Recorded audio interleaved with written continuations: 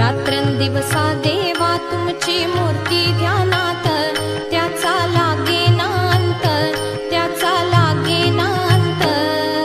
स्वप्नात आले माझ्या गुरुदेव दत्त, स्वप्नात आले माझ्या गुरुदेव दत्त.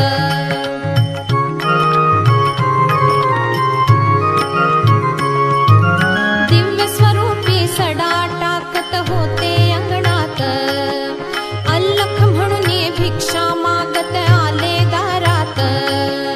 दिव्य स्वरूपी सडा टाकत होते